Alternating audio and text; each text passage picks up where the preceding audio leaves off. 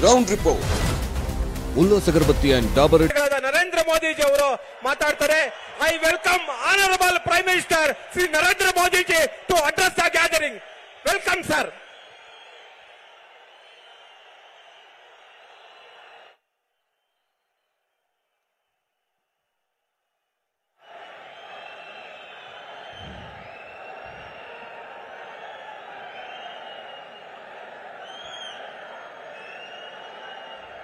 भारत माता की, भारत माता की।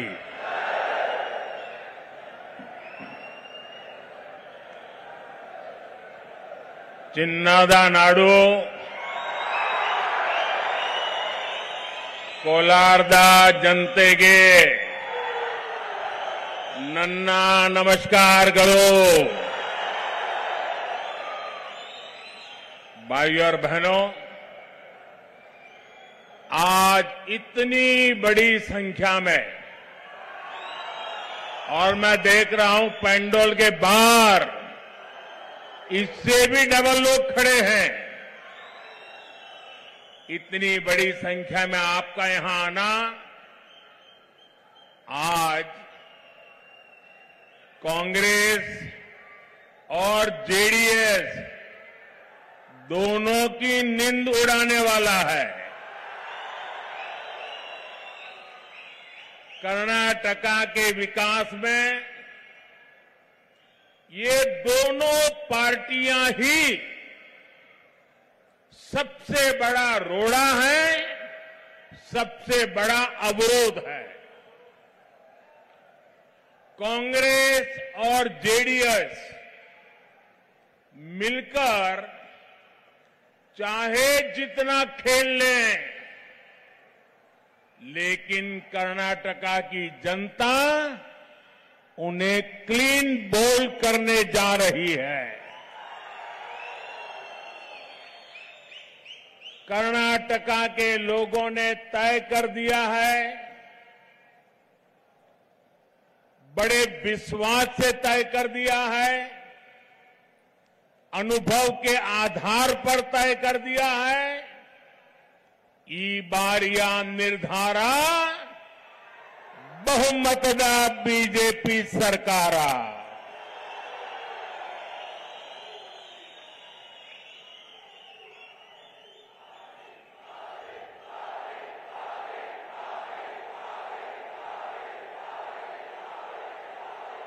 ಅಣ್ಣ ತಮ್ಮಂದಿರೇ, ಅಕ್ಕ ತಂಗಿಯರೇ,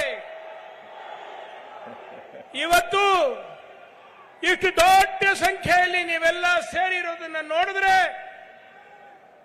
ಒಂದು ನಿಶ್ಚಯ ಆಗ್ತಾ ಇದೆ, ಕಾಂಗ್ರೆಸ್ ಮತ್ತು ಜೆಡಿಎಸ್ ಪಕ್ಷದ ನಾಯಕರ ನಿದ್ದೆ ಹಾರಿ ಹೋಗ್ತಾ ಇದೆ। ಇವತ್ತು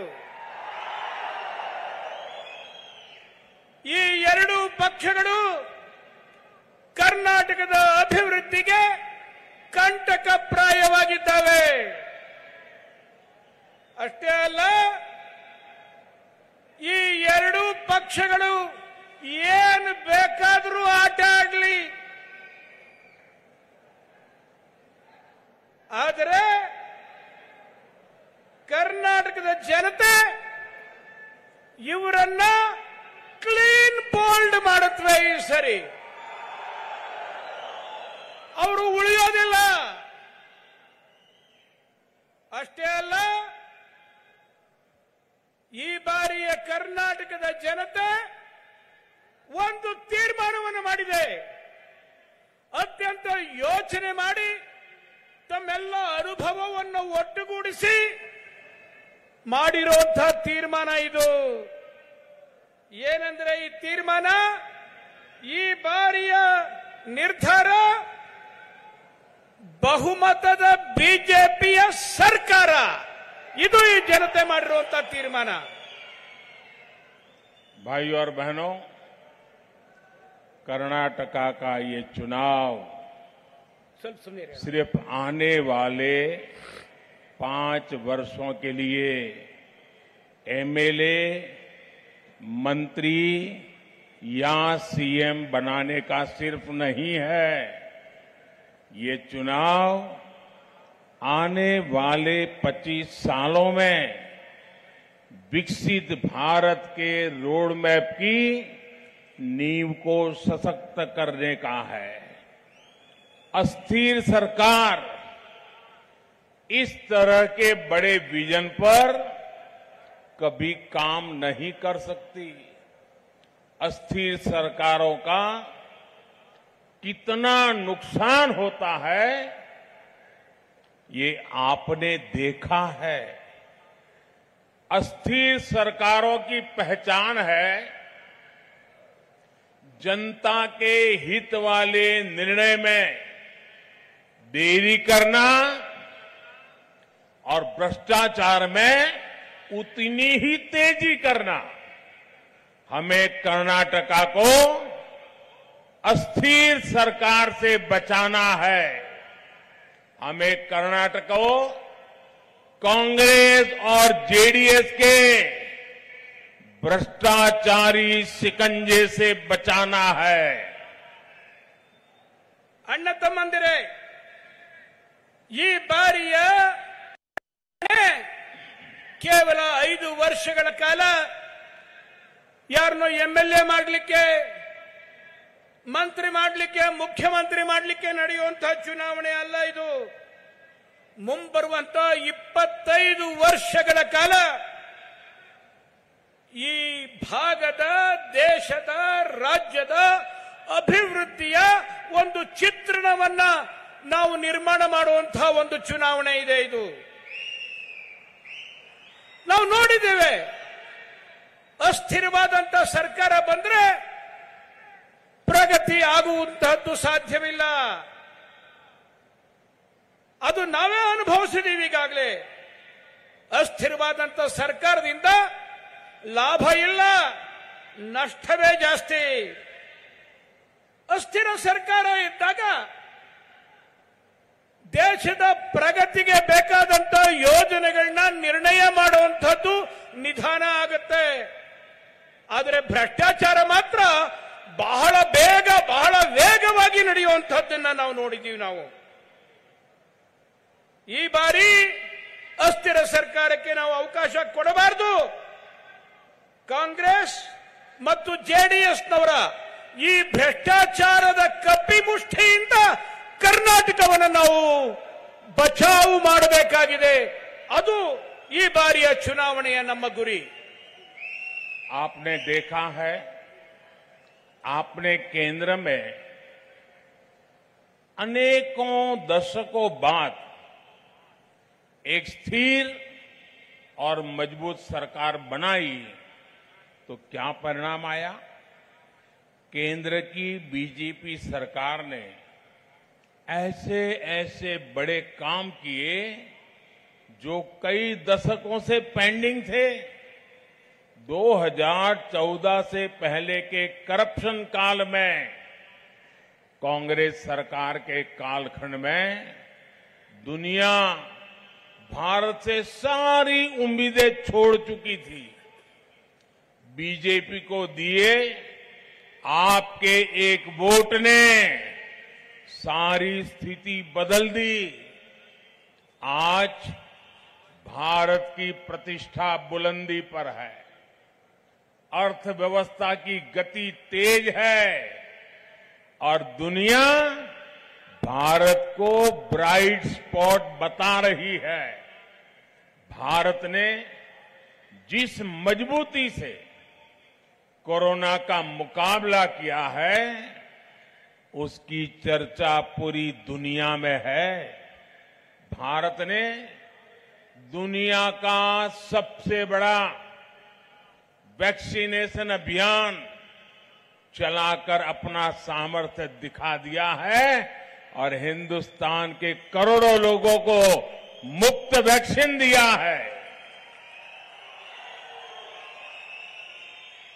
ನೀವೀಗಾಗಲೇ ನೋಡಿದಿರಿ, ಕೇಂದ್ರದಲ್ಲಿ ಒಂದು ಸ್ಥಿರ ಸರ್ಕಾರ ಬಂದ್ರೆ, ಆಡಳಿತ ನಡೆಸಿದ್ರೆ ಅದರ ಲಾಭ ಏನು ಅನ್ನುವಂಥದ್ದು ನಾವು ಕಂಡಿದ್ದೇವೆ.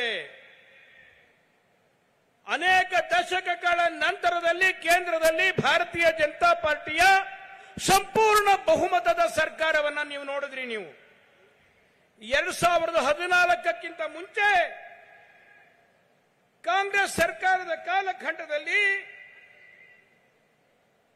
ಏನೆಲ್ಲ ಭ್ರಷ್ಟಾಚಾರ ನಡೀತು ಇದನ್ನ ನೋಡಿದಂತ ಪ್ರಪಂಚದ ಜನ ಭಾರತದ ಬಗ್ಗೆ ಎಲ್ಲ ಆಶೆಗಳನ್ನು ಬಿಟ್ಟು ಬಿಟ್ಟಿದ್ರು, ಯಾವುದೇ ಆಶೆ ಇಟ್ಕೊಂಡಿರಲಿಲ್ಲ. ಆದರೆ ನಿಮ್ಮ ಆ ಒಂದು ಓಟು 2014ರಲ್ಲಿ ಕೊಟ್ಟಂತ ಆ ಓಟು ಚಿತ್ರಣವನ್ನ, ಪರಿಸ್ಥಿತಿಯನ್ನ ಬದಲಾವಣೆ ಮಾಡಿಬಿಟ್ಟಿದೆ. ಇವತ್ತು ಪ್ರಪಂಚದಲ್ಲಿ ಭಾರತಕ್ಕೆ ತನ್ನದೇ ಆದಂತಹ ಜಾಗವಾಗಿ, ಹೊಳೆಯುವ ನಕ್ಷತ್ರವಾಗಿ, ಬ್ರೈಟ್ ಸ್ಪಾಟ್ ಆಗಿ ಪ್ರಪಂಚ ನೋಡೋದನ್ನ ನಾವು ನೋಡ್ತಾ ಇದ್ದೀವಿ. ನಾವು ಮಜಬೂತಿಯಾದಂತಹದ್ದು ಒಳ್ಳೆಯ ಸರ್ಕಾರ ಇದ್ದಾಗ ಹೇಗಿರುತ್ತೆ ಅನ್ನೋದಕ್ಕೆ ಕರೋನಾ ಕಾಲದಲ್ಲಿ ನಾವು ನಡ್ಕೊಂಡಂತ ರೀತಿ ಇಡೀ ಪ್ರಪಂಚಕ್ಕೆ ಒಂದು ಮಾರ್ಗದರ್ಶಕವಾಗಿದೆ. ಇವತ್ತು ಇಡೀ ಪ್ರಪಂಚದಲ್ಲಿ ಅದರ ಬಗ್ಗೆ ಚರ್ಚೆ ನಡೀತಾ ಇದೆ. ಅಷ್ಟೇ ಅಲ್ಲ, ಈ ಒಂದು ವ್ಯಾಕ್ಸಿನೇಷನ್ ಅಭಿಯಾನ ಏನಿದೆ ಅದು ಭಾರತದ ಸಾಮರ್ಥ್ಯ ಏನು ಅನ್ನೋದನ್ನ ಪ್ರಪಂಚಕ್ಕೆ ತೋರಿಸಿಕೊಟ್ಟಿದೆ. ಇವತ್ತು भाई और बहनों, बीजेपी का संकल्प कर्नाटका को भारत का नंबर 1 राज्य बनाने का है. इसलिए कर्नाटका में डबल इंजन की सरकार जरूरी है. जितने दिन यहां बेंगलुरु में कांग्रेस जेडीएस का गठबंधन रहा, कर्नाटका के विकास पर भी ब्रेक लग गया. जब कर्नाटका में डबल इंजन की सरकार बनी तब यहां के विकास ने नई गति पकड़ी. साथियों, जैसे आपने केंद्र में तेज गति वाला इंजन लगा रखा है तो कर्नाटका में भी वैसा ही इंजन बने रहना जरूरी है. कांग्रेस का कमजोर और आउटडेटेड इंजन कभी कर्नाटका का विकास नहीं कर सकता. ಬಿಜೆಪಿ ಈ ಬಾರಿ ಒಂದು ಸಂಕಲ್ಪವನ್ನು ಮಾಡಿದೆ. ಕರ್ನಾಟಕವನ್ನ ಇಡೀ ದೇಶದಲ್ಲಿ, ಭಾರತ ದೇಶದಲ್ಲಿ ನಂಬರ್ 1 ರಾಜ್ಯವನ್ನಾಗಿ ಮಾಡಬೇಕು ಅನ್ನುವಂಥದ್ದು ಭಾರತೀಯ ಜನತಾ ಪಾರ್ಟಿಯ ಸಂಕಲ್ಪ. ಇದಕ್ಕೆ ಅತ್ಯಂತ ಅವಶ್ಯಕವಾದಂತಹದ್ದು ಡಬಲ್ ಇಂಜಿನ್ ಸರ್ಕಾರ ಬೇಕು. ಈ ಹಿಂದೆ ಕಾಂಗ್ರೆಸ್ ಮತ್ತು ಜೆಡಿಎಸ್ನ ಸರ್ಕಾರ ಇದ್ದಾಗ ಯಾವ ರೀತಿ ನಡೀತು ಅಂತ ನಾವು ನೋಡಿದ್ದೇವೆ. ಅವರು ಯಾವುದೇ ವಿಕಾಸವನ್ನ, ಅಭಿವೃದ್ಧಿಯನ್ನ ಮಾಡಲಿಕ್ಕೆ ಮನಸ್ಸನ್ನೇ ಮಾಡಲಿಲ್ಲ. ಅದಕ್ಕೆ ಬ್ರೇಕ್ ಹಾಕ್ತಾ ಇದ್ರು.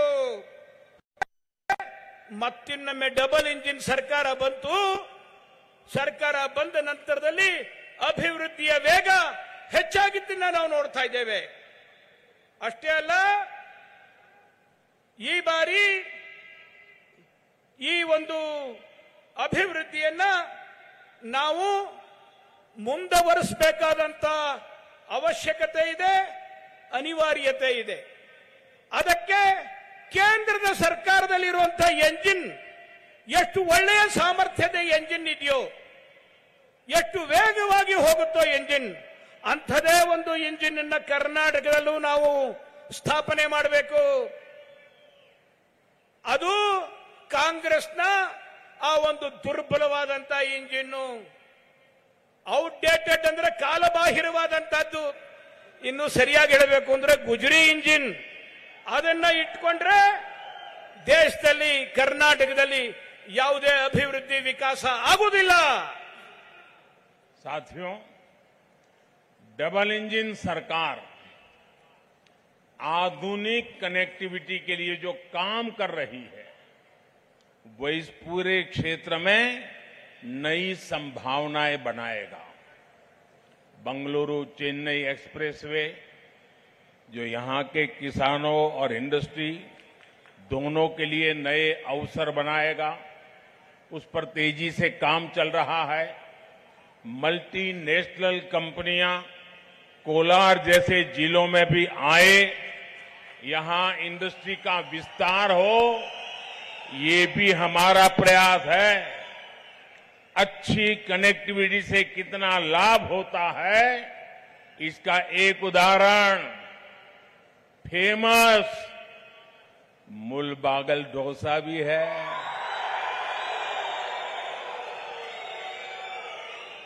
अच्छी कनेक्टिविटी ने इस डोसे का स्वाद दूर दूर तक पहुंचा दिया है।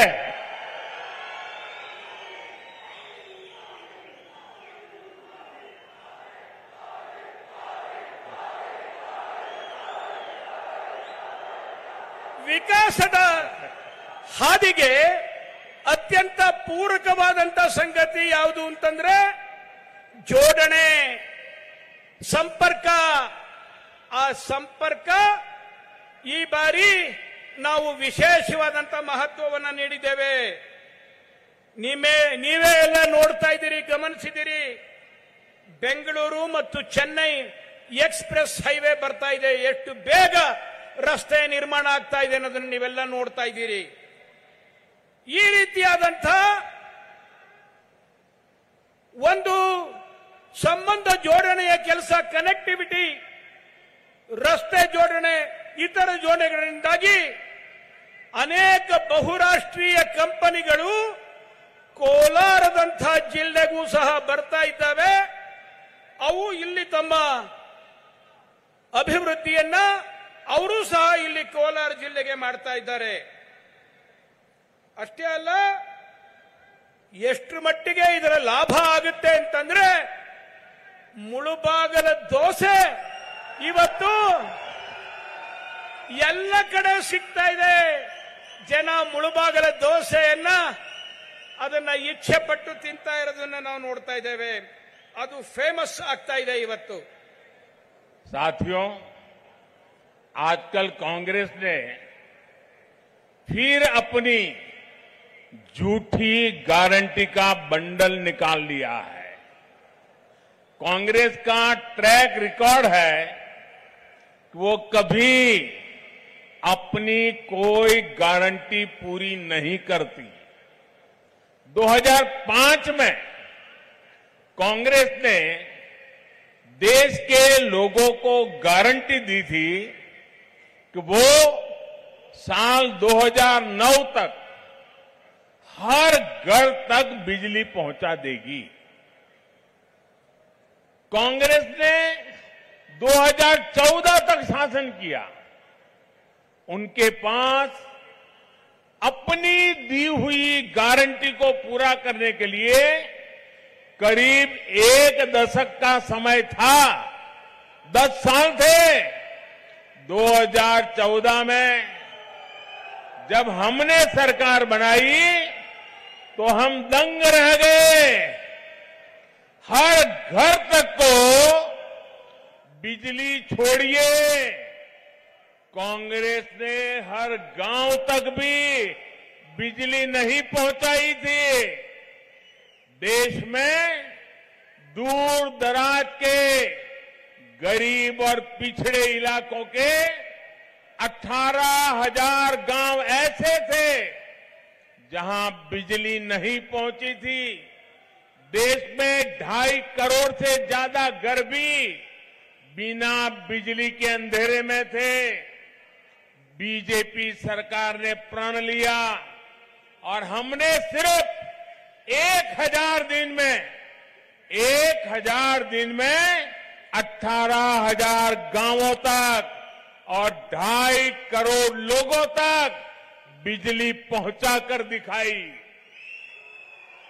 गारंटी दी कांग्रेस ने, धोखा दिया कांग्रेस ने और काम पूरा किया भाजपा ने।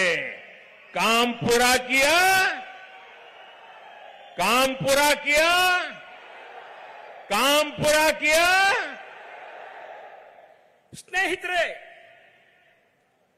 ಇತ್ತೀಚೆಗೆ ಕಾಂಗ್ರೆಸ್ನವರು ಒಂದು ಸುಳ್ಳು ಗ್ಯಾರಂಟಿ ಕಾರ್ಡ್ಗಳ ಬಂಡಲ್ಗಳನ್ನೇ ಕೊಡ್ಲಿಕ್ಕೆ ಪ್ರಾರಂಭ ಮಾಡಿದ್ದಾರೆ. ಈ ಗ್ಯಾರಂಟಿ ಕಾರ್ಡ್ಗಳು ಯಾವತ್ತೂ ಪೂರ್ಣ ಆಗೇ ಇಲ್ಲ. 2005ರಲ್ಲಿ ಅವರು ಈ ದೇಶದ ಜನತೆಗೆ ಅಧಿಕಾರಕ್ಕೆ ಬಂದಾಗ ಒಂದು ಗ್ಯಾರಂಟಿಯನ್ನು ಕೊಟ್ಟರು. ಅದೇನೆಂದ್ರೆ ದೇಶದ ಪ್ರತಿಯೊಂದು ಹಳ್ಳಿಗೆ ವಿದ್ಯುತ್ ಶಕ್ತಿಯನ್ನ ನಾವು ತಲುಪಿಸ್ತೇವೆ ಅನ್ನೋ ಆಶ್ವಾಸನೆಯನ್ನು ಕೊಟ್ಟರು. 2005 ಆಯ್ತು, 2009 ಆಯ್ತು, ಮತ್ತಿನ್ನೊಂದು ಚುನಾವಣೆ ಬಂತು. 2014ವರೆಗೂ 10 ವರ್ಷಗಳ ಕಾಲ ಅವರು ರಾಜ್ಯ ಮಾಡಿದ್ರು. ಆದರೆ ಈ ಒಂದು ಗ್ಯಾರಂಟಿಯನ್ನ ಏನು ಕೊಟ್ಟಿದ್ರು ಇದರ ಕಡೆಗೆ ಅವರ ಗಮನವೇ ಇರಲಿಲ್ಲ. 2014ರಲ್ಲಿ ನಾವು ಅಧಿಕಾರಕ್ಕೆ ಬಂದಾಗ ನಾವು ನೋಡಿದ್ವಿ, ಪರಿಸ್ಥಿತಿಯನ್ನು ನೋಡಿ ನಮಗೆ ಆಶ್ಚರ್ಯ ಆಗೋಯ್ತು. ಏನು ಸ್ಥಿತಿ ನಿರ್ಮಾಣ ಮಾಡಿದ್ದಾರೆ ಅಂತ.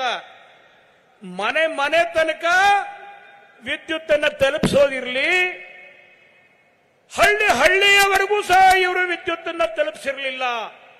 ಇಡೀ ದೇಶದಲ್ಲಿ 18,000 ಹಳ್ಳಿಗಳಿಗೆ ಅವರಿನ್ನೂ ವಿದ್ಯುತ್ ಅನ್ನು ತಲುಪಿಸಿರಲಿಲ್ಲ. ಅವರು ನಾವು ಅಧಿಕಾರಕ್ಕೆ ಬಂದಾಗ ನಾವು ಒಂದು ಮಾತನ್ನ ಹೇಳಿದ್ವಿ, ಕೇವಲ 1,000 ದಿನದಲ್ಲಿ ನಾವು ಈ ಎಲ್ಲ 18,000 ಹಳ್ಳಿಗಳಿಗೆ ವಿದ್ಯುತ್ತನ್ನು ತಲುಪಿಸ್ತೇವೆ, ಬಹುತೇಕ ಮನೆಗಳಿಗೆ ನಾವು ವಿದ್ಯುತ್ತನ್ನು ತಲುಪಿಸ್ತೇವೆ ಅಂತ ಹೇಳಿ ಆ ಕೆಲಸವನ್ನು ನಾವು ಮಾಡಿ ಮುಗಿಸಿದ್ವಿ. ನಾವು ಈ ಹಿಂದೆ ಜನತೆಗೆ ಗ್ಯಾರಂಟಿ ಕೊಟ್ಟಿದ್ದು ಕಾಂಗ್ರೆಸ್, ಮೋಸ ಮಾಡಿದ್ದು ಕಾಂಗ್ರೆಸ್.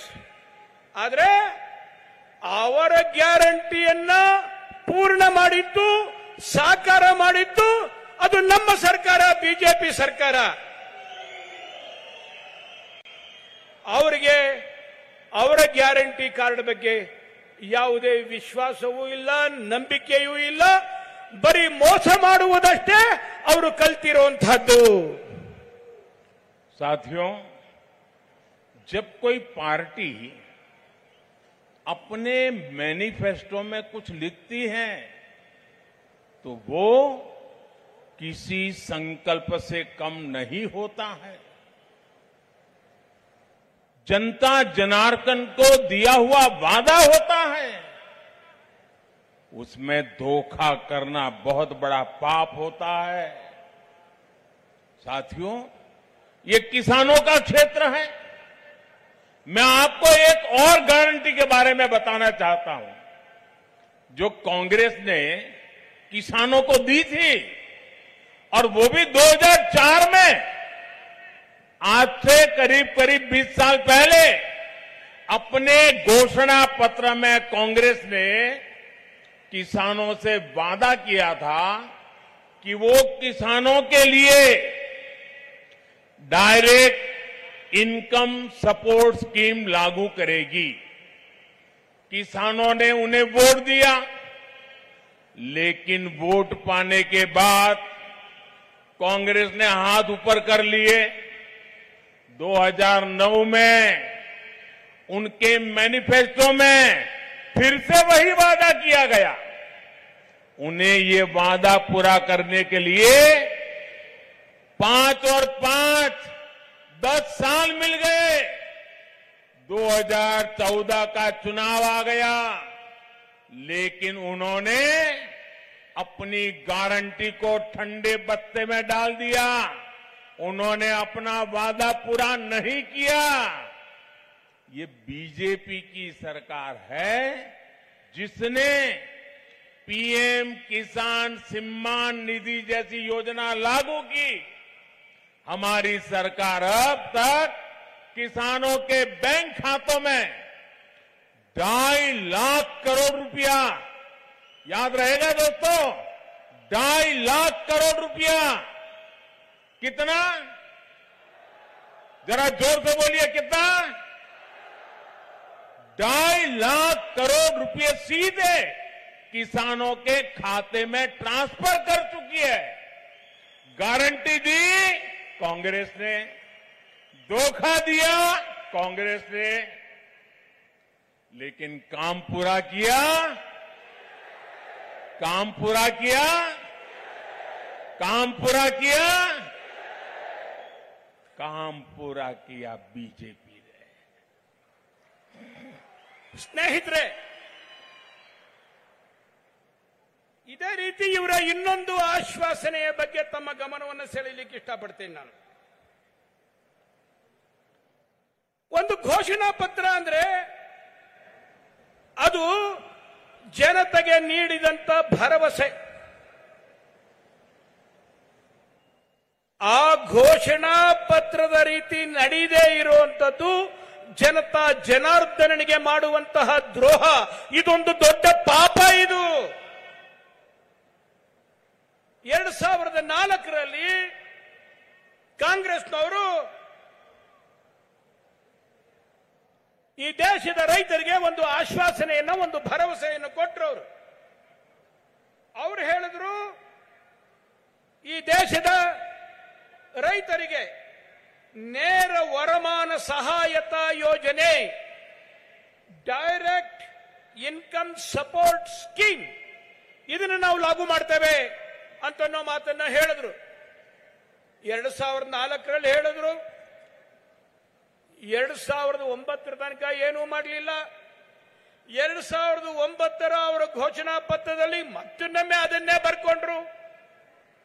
2014ರ ತನಕ ನೋಡಿದ್ವಿ, ಏನೂ ಮಾಡಲಿಲ್ಲ. ಅವರು ಯಾವುದೇ ರೀತಿಯಾದಂತಹ ಯೋಜನೆಯನ್ನೇ ತರಲಿಲ್ಲ. ಅವರು ಮ್ಯಾನಿಫೆಸ್ಟೋನಲ್ಲಿ ಬರೆದಿದ್ದು, ಆದರೆ ಇದರ ಬಗ್ಗೆ ಯಾವುದೇ ಯೋಜನೆಯನ್ನ ಕಾರ್ಯಗತ ಮಾಡುವಂತ ಮನಸ್ಸನ್ನೇ ಕೊಡಲಿಲ್ಲ ಅವರು. ಆದರೆ 2014ರಲ್ಲಿ ಅಧಿಕಾರಕ್ಕೆ ಬಂದ ನಾವು ಕಿಸಾನ್ ಸಮ್ಮಾನ ಯೋಜನೆಯನ್ನ ಜಾರಿಗೆ ತಂದ್ವಿ. ಈ ಯೋಜನೆಯಲ್ಲಿ ನೇರವಾಗಿ ರೈತರ ಖಾತೆಗೆ, ರೈತರ ಬ್ಯಾಂಕ್ ಖಾತೆಗೆ ಹಣ ಜಮಾವಣೆ ಆಗುತ್ತೆ. ಇಲ್ಲಿಯವರೆಗೂ ಜಮಾವಣೆಯಾಗಿರೋ ಹಣ ಎಷ್ಟು ಗೊತ್ತಾ? 2.5 ಲಕ್ಷ ಕೋಟಿ ರೂಪಾಯಿಗಳು ಜಮಾ ಆಗಿದೆ. 2.5 ಲಕ್ಷ ಕೋಟಿ ರೂಪಾಯಿಗಳು ಜಮಾವಾಗಿದೆ ಇಲ್ಲಿ ತನಕ. 2004ರಲ್ಲಿ ಗ್ಯಾರಂಟಿ ಕೊಟ್ಟಿದ್ದು ಅವರು, 2009ರಲ್ಲಿ ಮತ್ತೊಮ್ಮೆ ಗ್ಯಾರಂಟಿ ಕೊಟ್ಟಿದ್ದು ಕಾಂಗ್ರೆಸ್ನವರು. ಆದರೆ ಇದನ್ನ ಲಾಗು ಮಾಡಿದ್ದು ಇದು ನಮ್ಮ ಸರ್ಕಾರ, ಭಾರತೀಯ ಜನತಾ ಪಾರ್ಟಿ ಸರ್ಕಾರ. कभी भी किसानों की परवाह नहीं की, लेकिन बीजेपी सरकार बीज से बाजार तक किसानों के लिए काम कर रही है। केंद्र सरकार पीएम किसान सम्मान निधि के जो पैसे भेजती है, उसमें यहां की बीजेपी सरकार 4,000 रुपये और जोड़ देती है। इससे कर्नाटका के लाखों किसान परिवारों के बैंक अकाउंट में 18,000 करोड़ रुपए पहुंचे हैं। इसके साथ साथ कोल्ड स्टोरेज, फूड पार्क और मेगा टेक्सटाइल पार्क का जो विस्तार हो रहा है, वो भी कर्नाटका के किसानों की बहुत मदद करने वाला है। ಕಾಂಗ್ರೆಸ್ನವರು ಯಾವತ್ತೂ ರೈತರ ಬಗ್ಗೆ, ಕೃಷಿಕರ ಬಗ್ಗೆ ಯೋಚನೆಯನ್ನೇ ಮಾಡದೇ ಇರುವಂತಹ ಜನ ಅವರು. ಆದರೆ ಭಾರತೀಯ ಜನತಾ ಪಾರ್ಟಿ ಆ ರೀತಿ ಅಲ್ಲ. ನಾವು ಬೀಜದಿಂದ ಬಾಜಾರಿನವರೆಗೆ, ಅಂದ್ರೆ ಬಿತ್ತನೆ ಬೀಜದಿಂದ ಹಿಡಿದು ವ್ಯಾಪಾರ ಮಾಡುವಂಥ ಆ ಒಂದು ಸಂತೆಯವರೆಗೆ, ವ್ಯಾಪಾರ ಕೇಂದ್ರದವರೆಗೆ ನಾವು ಯೋಚನೆಯನ್ನು ಮಾಡ್ತೇವೆ. ಕೇಂದ್ರ ಸರ್ಕಾರದ PM ಕಿಸಾನ್ ಸಮ್ಮಾನ ಯೋಜನೆಯ ಹಣ ಏನು ಬರುತ್ತೆ, ಅದರ ಜೊತೆಗೆ ಭಾರತೀಯ ಜನತಾ ಪಾರ್ಟಿಯ ರಾಜ್ಯ ಸರ್ಕಾರವೂ ಸಹ 4,000 ರೂಪಾಯಿಗಳನ್ನು ಜೋಡಿಸಿ ಕೊಡ್ತಾ ಇದೆ. ಇದರಿಂದ ಇವತ್ತು 18,000 ಕೋಟಿ ರೂಪಾಯಿಗಳು ನಮ್ಮ ರೈತರ ಖಾತೆಗಳಿಗೆ ಜಮಾ ಆಗಿದೆ. ಇದರಿಂದಾಗಿ ಇದರ ಜೊತೆಗೆ ರೈತರಿಗೆ ಅನುಕೂಲವಾಗುವಂತಹ ಕೋಲ್ಡ್ ಸ್ಟೋರೇಜ್ ಎಲ್ಲ ಕಡೆಗೂ ಸಹ ಮತ್ತು ಫುಡ್ ಪಾರ್ಕ್, ಅದರ ಜೊತೆಗೆ ದೊಡ್ಡ ದೊಡ್ಡ ಟೆಕ್ಸ್ಟೈಲ್ ಇಂಡಸ್ಟ್ರಿಗಳು, ಬಟ್ಟೆಯ ಕಾರ್ಖಾನೆಗಳನ್ನ ನಾವು ಪ್ರಾರಂಭ ಮಾಡ್ತಾ ಇದ್ದೇವೆ ಎಲ್ಲ ಕಡೆಗೂ. ಆದ್ರಿಂದ ಈ ರಾಜ್ಯದ, ಈ ದೇಶದ ರೈತರಿಗೆ ಬಹಳ ದೊಡ್ಡದಾದಂಥ ಒಂದು ಉಪಯೋಗ ಆಗೋದನ್ನ ನಾವು ಕಾಣ್ತಾ ಇದ್ದೇವೆ. भाइयों और बहनों, कांग्रेस और उसके शाही परिवार से देश का विश्वास क्यों टूटा है, इसका भी एक कारण है. कांग्रेस की पहचान हमेशा से 85% कमीशन खाने की रही है. कांग्रेस के शासन में उसके सबसे बड़े नेता, कांग्रेस के उस समय के प्रधानमंत्री गर्व से कहते थे कि वो दिल्ली से 1 रुपया भेजते हैं और जमीन पर 15 पैसा पहुंचता है. गरीब के हक का 85 पैसा कांग्रेस का पंजा छीन लेता था. ये बीजेपी का आरोप नहीं है, बल्कि ये कांग्रेस ने जिन्हें प्रधानमंत्री बनाया उनका सार्वजनिक कबूलनामा है. 85% कमीशन खाने वाली कांग्रेस कभी कर्नाटका का विकास नहीं कर सकती. ಬಂಧುಗಳೇ, ಕಾಂಗ್ರೆಸ್ನವರು ಕಾಂಗ್ರೆಸ್ನ ರಾಜ್ಯ ಪರಿವಾರ ಅಂದ್ರೆ ಗೊತ್ತು ನಿಮಗೆ. ರಾಜ್ಯ ಪರಿವಾರ ಅಂದ್ರೆ ಯಾವುದು? ಇವರು ಜನರ ವಿಶ್ವಾಸವನ್ನ ಯಾವತ್ತೂ ಭಂಗ ಮಾಡ್ತಾ ಬಂದಿದ್ದಾರೆ. ಅವರು ರೈತರಿಗೆ ದೊರೆಯಬೇಕಾದಂತ ಹಣ 85% ಹಣವನ್ನ, 85% ಹಣವನ್ನ ತಾವೇ ನುಂಗಿ ನೀರು ಕುಡಿದಿದ್ದಾರೆ. ಇದನ್ನ ನಾವು ನೀವ್ಯಾರು ಹೇಳಬೇಕಾಗಿಲ್ಲ. ಇದನ್ನ ಕಾಂಗ್ರೆಸ್ನವರೇ ಯಾರನ್ನ ಪ್ರಧಾನಮಂತ್ರಿ ಮಾಡಿದ್ರು ಆ ವ್ಯಕ್ತಿಯೇ ಹೇಳಿರುವಂತಹ ಮಾತಿದು. ನಾನು ಕೇಂದ್ರದಿಂದ ಪ್ರಧಾನಮಂತ್ರಿಯಾಗಿ 1 ರೂಪಾಯಿಯನ್ನ ಗ್ರಾಮಾಂತರ ಪ್ರದೇಶದ ರೈತರಿಗೆ ಕಳಿಸಿದ್ರೆ ರೈತರಿಗೆ ತಲುಪೋದು 15 ಪೈಸೆ ಮಾತ್ರವೇ. ಇನ್ನು 85 ಪೈಸೆ ಈ ಕಪಿಮುಷ್ಟಿಗಳು ಇವು ತಿಂದು ಹಾಕ್ಬಿಡ್ತವೆ, ನುಂಗಿ ನೀರು ಕುಡಿತವೆ ಅನ್ನೋ ಮಾತನ್ನ ಹೇಳಿದ್ರು ಅವರು. ಅಂದ್ರೆ 85% ಕಮಿಷನ್ ತಿನ್ನುವಂತ ಪಕ್ಷ ಸರ್ಕಾರ ಯಾವ್ದಾರ ಇದ್ರೆ ಅದು ಕಾಂಗ್ರೆಸ್ ಸರ್ಕಾರ. ಅದು ಅಂಥ ಕಾಂಗ್ರೆಸ್ ಸರ್ಕಾರ ಇದು ಕರ್ನಾಟಕದ ಅಭಿವೃದ್ಧಿಯನ್ನ ಯಾವತ್ತೂ ಮಾಡಲಿಕ್ಕೆ ಸಾಧ್ಯ ಇಲ್ಲ.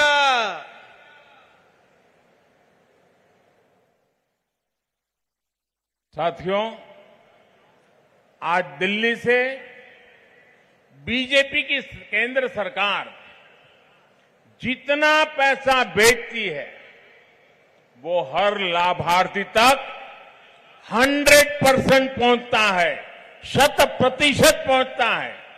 पिछले 9 वर्षों में हमने डिजिटल इंडिया की ताकत से अलग अलग योजनाओं के 29 लाख करोड़ रुपए 29 लाख करोड़ रुपए गरीबों के बैंक खातों में सीधे भेजे हैं। अगर 85% कमीशन खाने वाली कांग्रेस ही बनी रही, इसमें से 24 लाख करोड़ रुपये कभी गरीब तक नहीं पहुंच पाते। वो आप सोचिए, हमारी सरकार तो 9 साल पहले आई है, उससे पहले कितने लाखों करोड़ रुपए कांग्रेस नेताओं ने अपनी तिजोरी में भरे हैं। ಬಂಧುಗಳೇ, ಡಿಜಿಟಲ್ ಇಂಡಿಯಾ ಮೂಲಕವಾಗಿ ನಾವು ಕೇಂದ್ರದಿಂದ ಕಳಿಸುವಂತ ಹಣ, ಪ್ರತಿ ಪೈಸೆ ಹಣ ಯಾರಿಗೆ ಸೇರಬೇಕೋ ಅವರ ಬ್ಯಾಂಕ್ ಖಾತೆಗೆ ಜಮಾ ಆಗೋದನ್ನ ನಾವು ನೋಡ್ತಾ ಇದ್ದೇವೆ। ಕಳೆದ 9 ವರ್ಷಗಳಲ್ಲಿ ಬೇರೆ ಬೇರೆ ಯೋಜನೆಗಳ ಮೂಲಕವಾಗಿ ಈ ದೇಶದ ಬಡ ಜನತೆಗೆ ಅವರ ಅಕೌಂಟ್ಗಳಿಗೆ ನಾವು ಕಳಿಸಿರುವಂತಹ ಹಣ ಎಷ್ಟು ಗೊತ್ತಾ?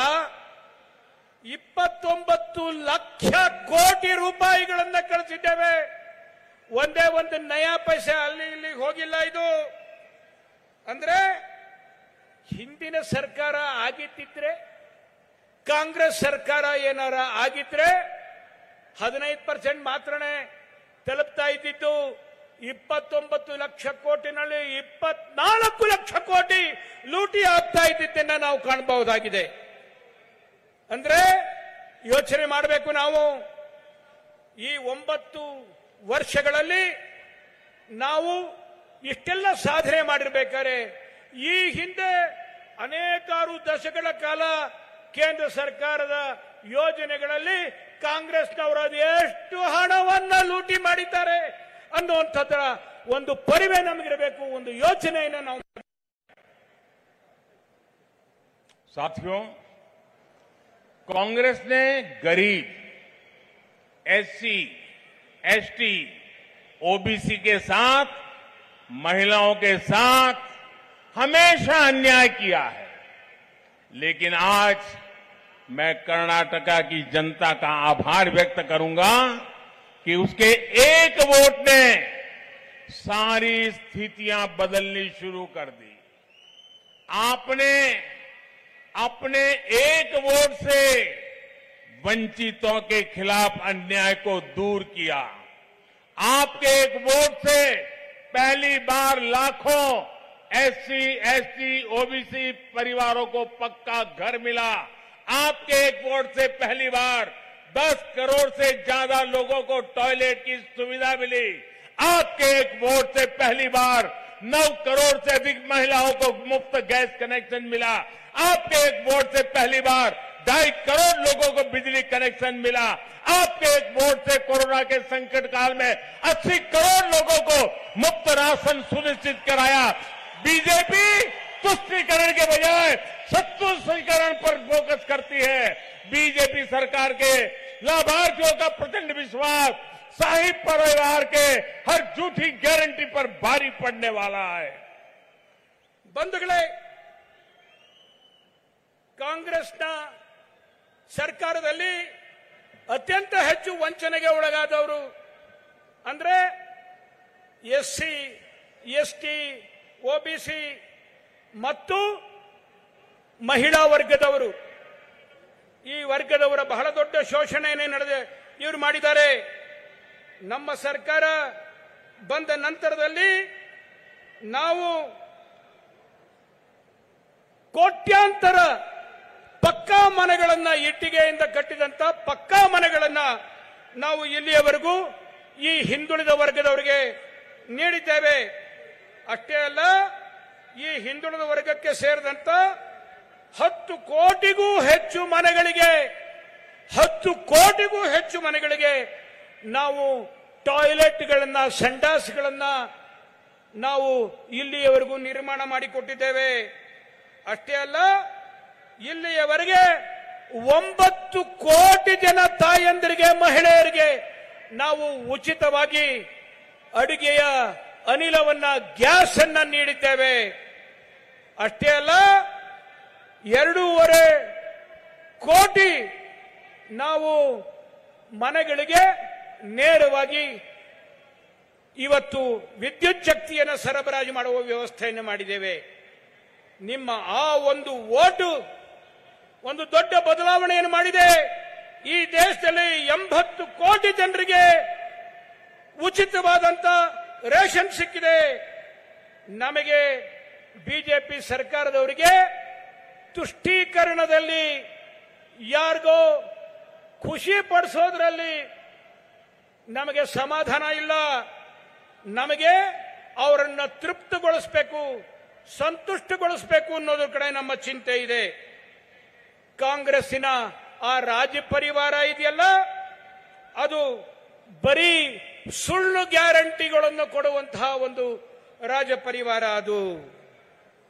भाइयों और बहनों, कांग्रेस भ्रष्टाचार में ही फलती फूलती है, इसलिए वो कभी भ्रष्टाचार के विरुद्ध कार्रवाई कर ही नहीं सकते। कांग्रेस ऐसी कोई योजना बना ही नहीं सकती जिसमें घोटाले ना हो। आज भी कांग्रेस के शाही परिवार, उसके करीबी लोग हजारों करोड़ के घोटाले में जमानत पर बाहर है। आप सोचिए, जो लोग करप्शन के आरोप में स्वयं जमानत पर बाहर है, वो आज कर्नाटक में आप करके उपदेश दे रहे हैं, जिसके शीर्ष नेता ही भ्रष्टाचार के आरोपों में गिरे हो। जिस शाही परिवार के सदस्य जमानत पर बाहर हो, वो कांग्रेस भ्रष्टाचारियों के विरुद्ध कार्रवाई नहीं कर सकती। मैं आपको एक आंकड़ा दूंगा।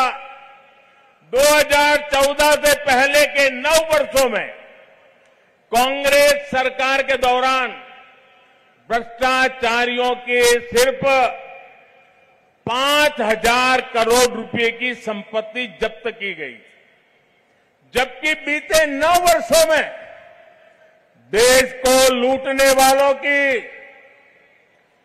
1 लाख करोड़ रुपए से अधिक की संपत्ति बीजेपी सरकार जब्त कर चुकी है। भ्रष्टाचार के विरुद्ध सबसे तेज प्रहार बीजेपी ही कर सकती है। ಬಂಧುಗಳೇ, ಕಾಂಗ್ರೆಸ್ನವರು ಯಾವತ್ತೂ ಭ್ರಷ್ಟಾಚಾರದ ವಿರುದ್ಧ ಯಾವುದೇ ಕಾರ್ಯಕ್ರಮವನ್ನಾಗಲಿ, ಯೋಜನೆಯನ್ನಾಗಲಿ ಅಥವಾ ಯಾವುದೇ ರೀತಿಯಾದಂತಹ ಕಾರ್ಯವಾಹಿಯನ್ನಾಗಲಿ ಮಾಡಲಿಕ್ಕೆ ಸಾಧ್ಯ ಆಗುವುದಿಲ್ಲ. ಯಾಕೆ ಅಂತಂದ್ರೆ ಕಾಂಗ್ರೆಸ್ನವರು ಮಾಡುವಂತಹ ಪ್ರತಿಯೊಂದು ಯೋಜನೆಯಲ್ಲಿಯೂ ಸಹ ಭ್ರಷ್ಟಾಚಾರ ಹುದುಗಿದೆ, ಅಡಗಿದೆ, ಭ್ರಷ್ಟಾಚಾರ ಇದ್ದೇ ಇದೆ. ಕಾಂಗ್ರೆಸ್ಸಿನ ಆ ಒಂದು ರಾಜ ಪರಿವಾರ ಏನಿದೆ, ಅವರು ಇವತ್ತು ಸಾವಿರಾರು ಕೋಟಿ ರೂಪಾಯಿಗಳನ್ನು ನುಂಗಿರುವಂತ ಹಗರಣದಲ್ಲಿ ಅವರು ಬೇಲ್ ಮೇಲಿದ್ದಾರೆ. ಜೈಲಿಗೆ ಹೋಗಬೇಕಾದವರು ಬೇಲ್ ಮೇಲಿದ್ದಾರೆ. ಇಂಥ ವ್ಯಕ್ತಿಗಳು ಕರಪ್ಷನ್ ವಿರುದ್ಧ, ಭ್ರಷ್ಟಾಚಾರದ ವಿರುದ್ಧ ಯಾವ ಹೋರಾಟವನ್ನು, ಯಾವ ಕಾರ್ಯಕ್ರಮ ತಾನೇ ಮಾಡಲಿಕ್ಕೆ ಸಾಧ್ಯ ಆಗುತ್ತೆ? ಆದರೂ ಸಹ ಅವರು ಉಪದೇಶ ಕೊಡೋದನ್ನು ಮಾತ್ರ ಬಿಟ್ಟಿಲ್ಲ. ಯಾವ ಪಕ್ಷದ ಅತ್ಯಂತ ಉತ್ಕೃಷ್ಟ ಮೇಲ್ನಿಲ್ಲಿರುವಂತಹ ನಾಯಕರು ಸಾವಿರಾರು ಕೋಟಿ ರೂಪಾಯಿಗಳ ಭ್ರಷ್ಟಾಚಾರದಲ್ಲಿ ಹುದುಗಿದ್ದಾರೋ, ಕಾಂಗ್ರೆಸ್ನ ಬಹುತೇಕ ನಾಯಕರುಗಳು ಈ ಭ್ರಷ್ಟಾಚಾರದ ಆರೋಪದ ಮೇಲೆ ಬೇಲ್ನಲ್ಲಿದ್ದಾರೋ, ಅವರಿಂದ ಏನಾದರೂ ಭ್ರಷ್ಟಾಚಾರದ ವಿರುದ್ಧದ ಹೋರಾಟವನ್ನು ನಾವು ಅಪೇಕ್ಷೆ ಪಡಲಿಕ್ಕಾದರೂ ಸಾಧ್ಯ ಇದೆಯಾ? ನಾವು ನಿಮಗೊಂದು ಉದಾಹರಣೆಯನ್ನು ಕೊಡ್ತೇನೆ. 2014ಕ್ಕೆ ಮುಂಚೆ 9 ವರ್ಷ ಕಾಂಗ್ರೆಸ್ನ ಸರ್ಕಾರ ಇತ್ತು. ಆ ಸಮಯದಲ್ಲಿ ಅವರು ಭ್ರಷ್ಟಾಚಾರಿಗಳನ್ನ ಹಿಡಿದು ಅವ್ರ ಹತ್ರ ವಸೂಲು ಮಾಡಿದಂತ ದುಡ್ಡು ಎಷ್ಟು ಅಂತಂದ್ರೆ 5,000 ಕೋಟಿ ರೂಪಾಯಿಗಳು 9-10 ವರ್ಷದಲ್ಲಿ ಅವರ ಆಡಳಿತದಲ್ಲಿ. ಆದರೆ ನಾವು ಅಧಿಕಾರಕ್ಕೆ ಬಂದ ಈ 9 ವರ್ಷದಲ್ಲಿ ಭ್ರಷ್ಟಾಚಾರಿಗಳಿಂದ ನಾವು ವಸೂಲು ಮಾಡಿರುವಂತ ದುಡ್ಡು 1 ಲಕ್ಷ ಕೋಟಿ ರೂಪಾಯಿಗಳು. 1 ಲಕ್ಷ ಕೋಟಿ ರೂಪಾಯಿಗಳನ್ನ ನಾವು ಭ್ರಷ್ಟಾಚಾರಿಗಳಿಂದ ವಸೂಲು ಮಾಡಿದ್ದೇವೆ. ಭ್ರಷ್ಟಾಚಾರದ ವಿರುದ್ಧದಲ್ಲಿ ನಮ್ಮದು ಯಾವತ್ತೂ ಸಹ ಅತ್ಯಂತ ತೇಜಗತಿಯ ಪ್ರಹಾರವನ್ನು ಮಾಡುವಂತಹ ಒಂದು ಶಕ್ತಿ, ಆ ಒಂದು ಬದ್ಧತೆ ಅದು ಭಾರತೀಯ ಜನತಾ ಪಾर्टी ಇರುವಂತದ್ದು. साथियों, आज जब मैं करप्शन के खिलाफ लड़ाई लड़ रहा हूं तो सबसे ज्यादा तकलीफ कांग्रेस को हो रही है और इसलिए कांग्रेस की दिनों दिन मुझसे नफरत भी और बढ़ गई है. उन्होंने मुझ पर हमला और बढ़ा दिया है. ये लोग आजकल धमकी दे रहे हैं, कांग्रेस के लोग धमकी दे रहे हैं. वो कह रहे हैं मोदी तेरी कब्र खुदेगी.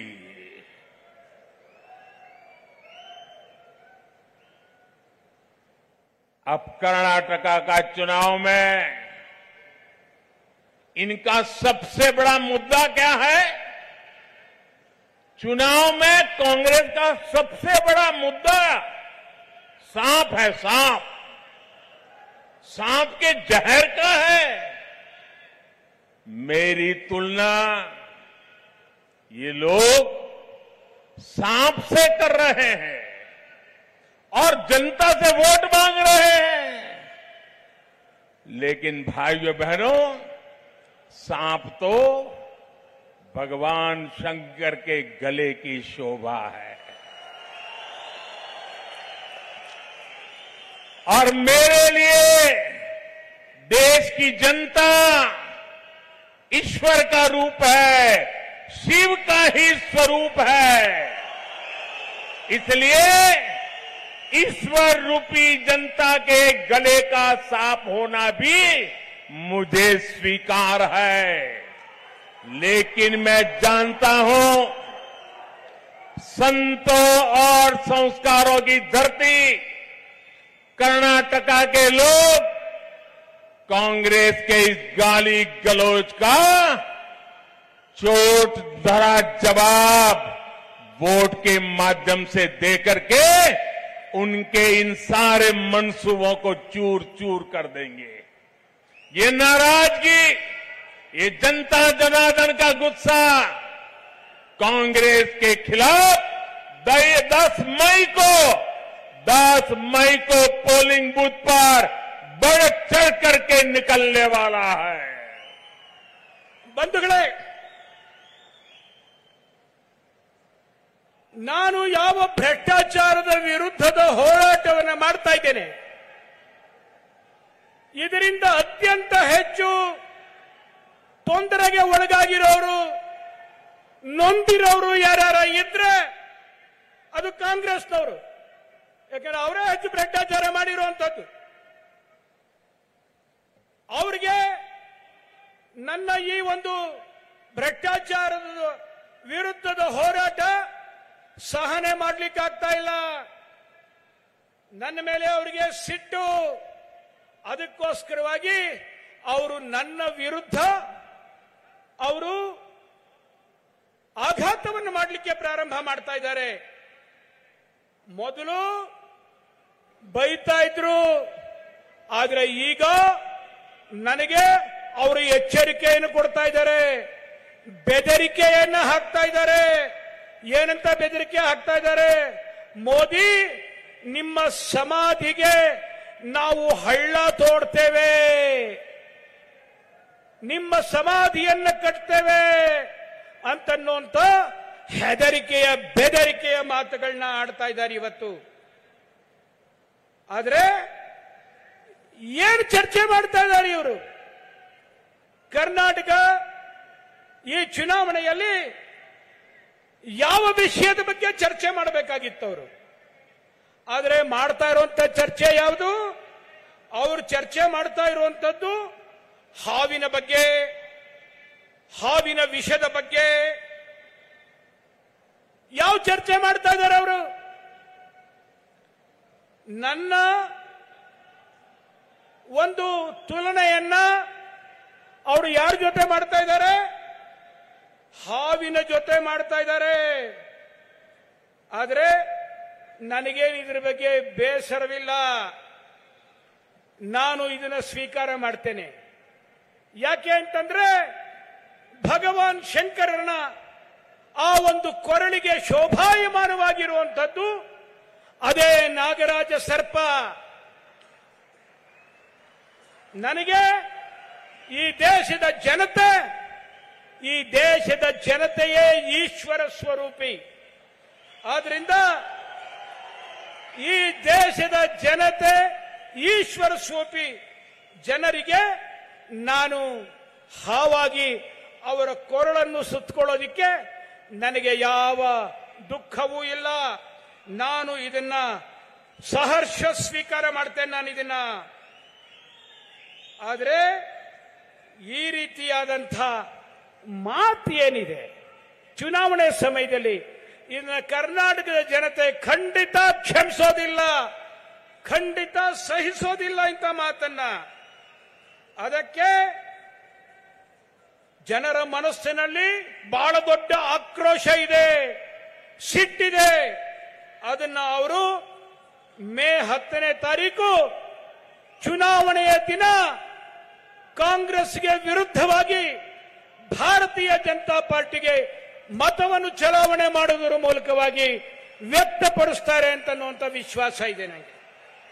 भाइयों और बहनों, आपको याद रखना है, ಈ ಬಾರಿಯ ನಿರ್ಧಾರ ಬಹುಮತದ बीजेपी सरकार.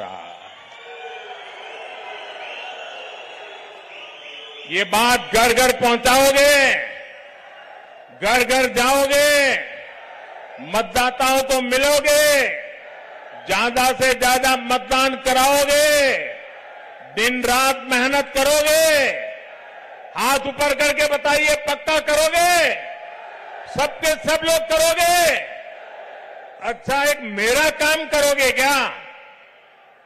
एक मेरा काम करोगे क्या? पर्सनल काम है मेरा, करोगे? हाथ ऊपर करके बताइए करोगे? सब कोई करेंगे, पक्का करेंगे।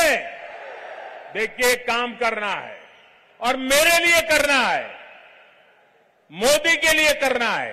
करोगे ना? पक्का करोगे? देखिए, आप घर जाइए, हर मतदाता के पास जाइए और उनको हाथ जोड़ करके बताइए कि दिल्ली से प्रधान सेवक मोदी कोलार आए थे और मोदी ने आपको प्रणाम भेजा है, नमस्कार भेजा है। मोदी आपका आशीर्वाद मांगते हैं, ये बताओगे? हर घर मेरा नमस्कार पहुंचाओगे? हर घर मेरा प्रणाम पहुंचाओगे? हर व्यक्ति से मेरे लिए आशीर्वाद लाओगे?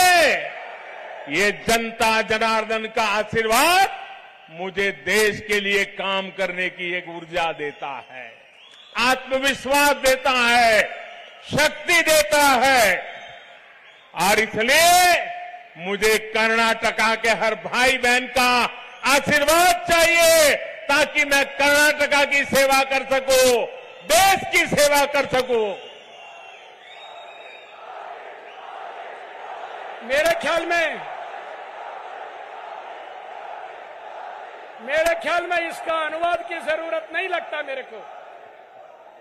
मेरे ख्याल में इसकी अनुवाद की जरूरत नहीं लगता मेरे को। लोग आपकी हृदय की भाषा जान लिए हैं। सब घर घर जाएंगे, वोट मांगेंगे, बीजेपी को जिताएंगे। भारत माता की, भारत माता की, भारत माता की। बहुत बहुत धन्यवाद।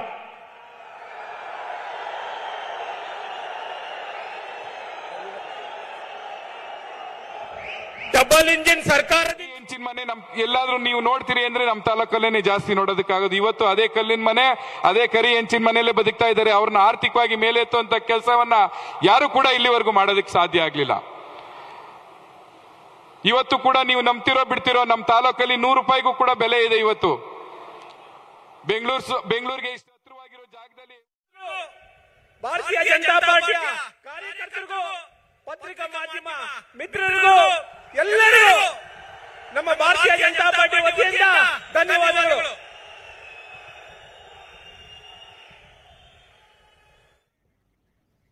ಕೋಲಾರದ ಕೆಂದಟ್ಟಿ ಗ್ರಾಮದಲ್ಲಿ ಸಾರ್ವಜನಿಕ ಸಭೆಯಲ್ಲಿ ಮಾತಾಡಿದಂತ ನರೇಂದ್ರ ಮೋದಿ ಅವರು ಬೃಹತ್ ಸಮಾವೇಶದಲ್ಲಿ ಮಾತಾಡುವಾಗ ಕಾಂಗ್ರೆಸ್ ಅನ್ನೇ ನೇರವಾಗಿ ಟಾರ್ಗೆಟ್ ಮಾಡಿದ್ರು. ಭ್ರಷ್ಟಾಚಾರದಲ್ಲಿ ಕಾಂಗ್ರೆಸ್ ಮುಳುಗಿದೆ, ಆ ಭ್ರಷ್ಟಾಚಾರದ ವಿರುದ್ಧ ಬಿಜೆಪಿಯಿಂದ ಮಾತ್ರ ಕ್ರಮ ಸಾಧ್ಯ ಅಂತ ಹೇಳಿದ್ರು. ಮತ್ತೆ ಮಲ್ಲಿಕಾರ್ಜುನ ಖರ್ಗೆ ಅವರು ರೀಸೆಂಟ್ ಆಗಿ ಮಾತಾಡುವಾಗ ವಿಷದ ಸರ್ಪ, ವಿಷದ ಹಾವು ಅಂತ ಹೇಳಿ ನರೇಂದ್ರ ಮೋದಿ ಅವ್ರಿಗೆ ಕಂಪೇರ್ ಮಾಡಿದ್ರಲ್ಲ, ಅದ್ರ ಬಗ್ಗೆನೂ ಮಾತಾಡುವಾಗ ಹೌದು ವಿಷದ ಹಾವು ಅನ್ನೋದನ್ನ ಒಪ್ಕೊಂಡ್ರು ಕೂಡ ಅವರು. ಅಂದ್ರೆ ಆ ವಿಷ ಸರ್ಪ ಎಲ್ಲಿರುತ್ತೆ, ದೇವರ ಮೇಲಿರುತ್ತೆ ಅನ್ನೋ ಮಾತನ್ನು ಕೂಡ ಅವ್ರು ಹೇಳ್ತಾ ಇದ್ರು.